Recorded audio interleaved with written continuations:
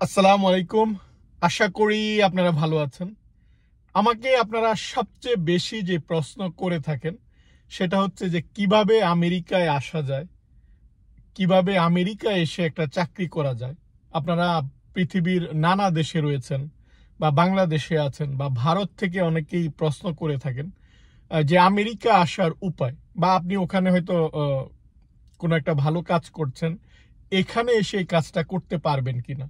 যেমন কয়েকদিন আগে আমি একটা ভিডিও দিয়েছিলাম যে এখানে যারা ট্রাক চালায়, বড় বড় ট্রাক্টর বা ট্রেইলারগুলো যারা চালায়, তারা অনেক ইনকাম করে। সো অনেকেই আপনারা কমেন্ট করছেন যে আমি তো দেশে ট্রাক চালাই বা আমি মিডল ইস্টে ট্রাক চালাই, আমি কি আসতে পারবো। এখন আপনারা যদি ওয়েবসাইটে যান বা আপনারা এই যে এখানে যে জব সার্কুলারগুলো দেখেন বা এখানে যেই চাকরি দেওয়ার যে ওয়েবসাইটগুলো রয়েছে সেই ওয়েবসাইটগুলোতে যান, তাহলে দেখবেন যে আপনার চাকরির সার্কুলার রয়েছে এবং তারা স্পন্সর দিয়ে আপনাকে নিয়ে আসবে। তার মানে আপনাকে ওখানে অ্যাপ্লাই করতে হবে। যদি স্পন্সরের মাধ্যমে আসতে পারেন তাহলে আসতে পারবেন, কিন্তু এটা এতটা ইজি না। তাহলে আপনাকে কি করে আসতে হবে? আপনাকে আসতে হবে যে অন্য কোনো উপায়। এখানে অনেকেই যেটা করে যে ভিজিট ভিসা একবার চলে আসে। ভিজিট ভিসায় চলে আসার পর এখন এখানে তারা আবার EB3-তে কনভার্ট করতে পারে। আপনি যখন আমেরিকার ভিতরে একবার চলে আসবেন, এখানে অনেকগুলা ভ্যালিড প্রসিডিউর রয়েছে লয়ারের মাধ্যমে। আপনি এই প্রসিডিউরগুলোর মাধ্যমে এই জায়গাটায় থাকতে পারবেন। কাজের পারমিট পেয়ে গেলে আপনি যেই কাজে অভিজ্ঞ সেই কাজটা আপনি এখানে করতে পারবেন। তাহলে আপনাকে এই উপায়গুলা খুঁজতে হবে। যেমন এখানে কিন্তু অনেকেই ভিজিট ভিসায় আসছে। এই জায়গাটায় ভিজিট ভিসায় আসার পর তারা এখানে তখন EB3 বা অন্য কোনো উপায়ে চলে গিয়েছে। তাহলে আপনি সরাসরি চাকরি না নিয়ে আসতে পারলে আপনাকে এই উপায়ে আমেরিকা বা কানাডায় আসতে হবে। তারপর আপনাকে এখানে চাকরি খুঁজতে হবে বা চাকরির জন্য যেই ওয়ার্ক পারমিট সেই ওয়ার্ক পারমিটটা নিতে হবে। এর বাইরে উপায় রয়েছে, যেমন EB3 এমপ্লয়মেন্ট বেসড, যেটা EB3 ক্যাটাগরির মধ্যে আনস্কিলড একটা লেবার ক্যাটাগরি রয়েছে।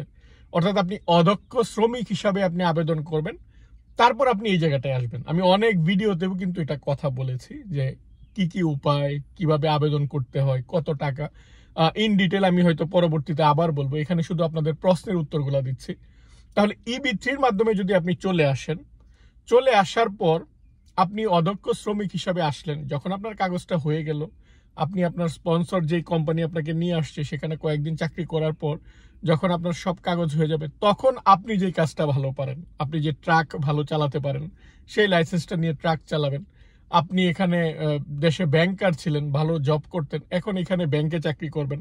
বা দেশে আপনার যে চাকরি বা দেশে যে যোগ্যতা রয়েছে, এখানে যদি একটু পড়ালেখা করে আপনি চাকরি করতে চান, সেটা আপনি করতে পারবেন।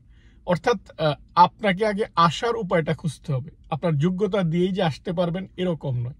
কারণ আমেরিকায় যোগ্য লোকের কমতি নেই যে ওইরকম যোগ্য লোকেই নিয়ে আসবে।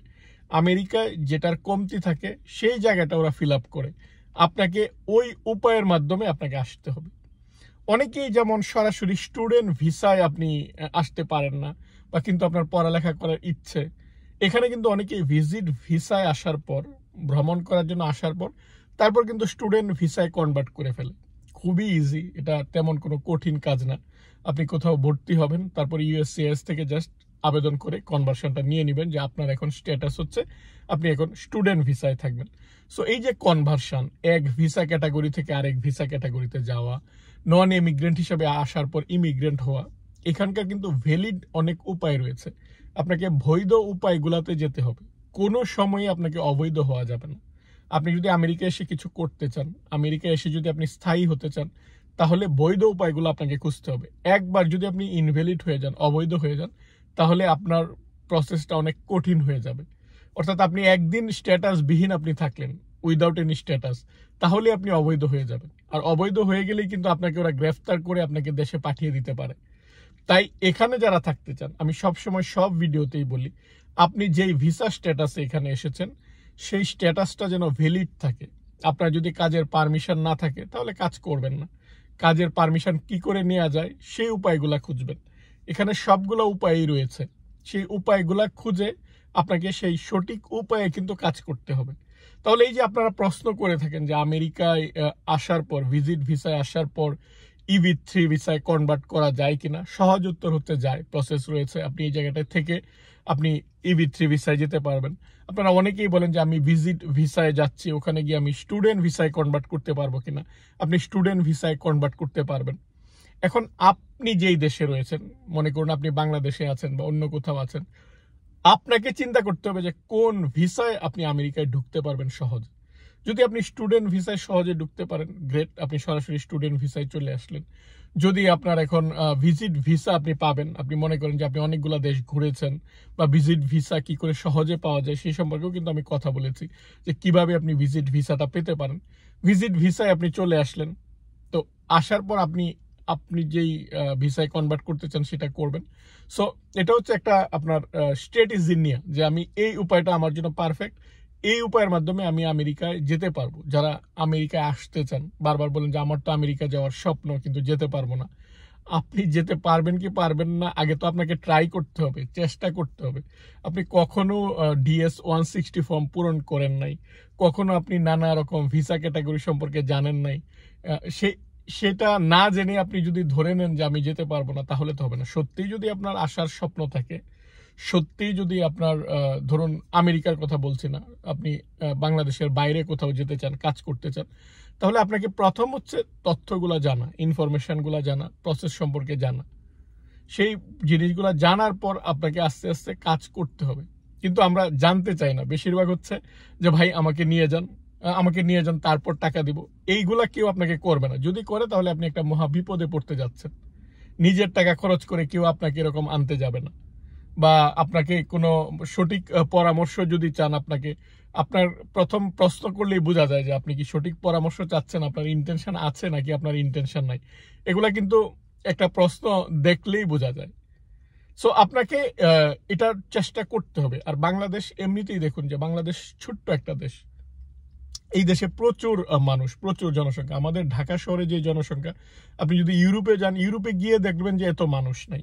সো আমাদের কিন্তু এখন যে সামনের দিনগুলো আসছে, আস্তে আস্তে মানুষের চাকরির সুযোগ কমছে, দেশের মানুষ বাড়ছে, লিমিটেড আমাদের যে জায়গা বা লিমিটেড সম্পদ, এখন আপনাকে কিন্তু অনেক বড় অপরচুনিটিগুলো খুঁজতে হবে। সেটা দেশের ভিতরেই হোক, দেশের বাইরে হোক।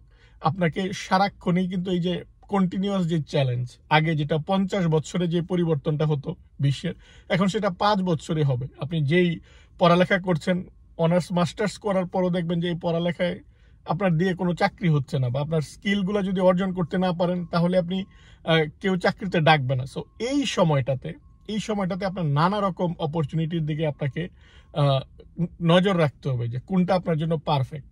আপনার কেরিয়ার, যারা আপনারা এখনই অনার্সে ভর্তি হচ্ছেন, অনার্স করার পর কি করবেন আগে থেকেই কেরিয়ারের একটা ভিশন থাকা উচিত। তা না হলে আপনি অনার্স কমপ্লিট করার পর দাঁড়ে দাঁড়ে ঘুরবেন, বা অনার্স কমপ্লিট করার পর মাস্টার্স করবেন, একের পরে ডিগ্রিগুলো আলটিমেটলি কোনো ভ্যালু ক্রিয়েট করবে না। বর্তমান যেই বিশ্বটা চলছে, এখানে অনেক দক্ষতা বা স্কিলের প্রয়োজন। আপনি সার্টিফিকেট নিয়ে ঘুরলেও আপনাকে কেউ চাকরি দিবে না, কারণ আস্তে আস্তে চাকরির মার্কেটটা কমে যাবে। অনেক কিছু যে আর্টিফিশিয়াল ইন্টেলিজেন্স সেটা কিন্তু আসতেছে, সেটা কিন্তু দখল করে নিবে। ফলে এই যে একটা প্রভাব, সেটা যে উন্নত বিশ্বেই শুধু থাকবে তা না, এই প্রভাবটা কিন্তু সারা বিশ্বে পড়বে। আপনার কাজগুলো যদি রোবট করে দেয় তাহলে তো আপনার দরকার নেই। বা কয়েকদিন আগেও দেখুন যারা ওয়েব ডেভেলপ করতো, ওয়েব ডেভেলপারের অনেক স্যালারি ছিল, এখন আর্টিফিশিয়াল ইন্টেলিজেন্স করে দিচ্ছে, জবগুলো জিরো হয়ে যাচ্ছে। তো এরকম অনেক চাকরি, যে চাকরিটা খুব ডিমান্ডেবল চাকরি ছিল, আস্তে আস্তে সেটা দেখা যায় যে ডিমান্ড কমা শুরু হয়েছে। সো এই পরিবর্তনগুলো আসবে, এই পরিবর্তনগুলো আসতেই থাকবে। আপনি যেই জায়গায় আছেন সেই জায়গায় যে 10 বছর পর ভালো থাকতে পারবেন তার কোনো গ্যারান্টি নেই। তাই কন্টিনিউয়াস আমাদের নতুন অপরচুনিটিস খুঁজতে হবে। আর আপনারা যারা একটা চাকরির উপর নির্ভর করেন, আমরা যারা একটা চাকরির উপর নির্ভর করি, এই সময়টাতে, বর্তমানে এই সময়টাতে আপনি শুধু যদি আপনার একটা ইনকাম থাকে বা একটা চাকরির উপর নির্ভর করেন, তাহলে আপনি খুব বিপদে আছেন যে এই ইনকামটা আপনার বন্ধ হয়ে গেলেই আপনার কিন্তু ঝামেলা শুরু। তাই কিভাবে এর পাশাপাশি অন্য দিকেও আপনার ইনকাম করা যায়, কিভাবে ইনভেস্ট করা যায়, কিভাবে কাজে লাগানো যায়, আপনার সম্পদ কাজে লাগিয়ে কিভাবে বাড়ানো যায়, সেই চেষ্টাগুলোও কিন্তু করতে হবে। কন্টিনিউয়াসলি সেটা করতে হবে, এবং সেই দিনগুলা কিন্তু আসছে। আমরা যদি রেডি না থাকি, আপনি যদি রেডি না থাকেন, তাহলে কিন্তু অবশ্যই আমরা বিপদে পড়ব। আমি বারবার আপনাদেরকে এই যে কথা বলার পাশাপাশি কিন্তু এই জিনিস সম্পর্কে সচেতন করার চেষ্টা করি। আজ এ পর্যন্তই। আপনারা ভালো থাকবেন। আল্লাহ হাফেজ।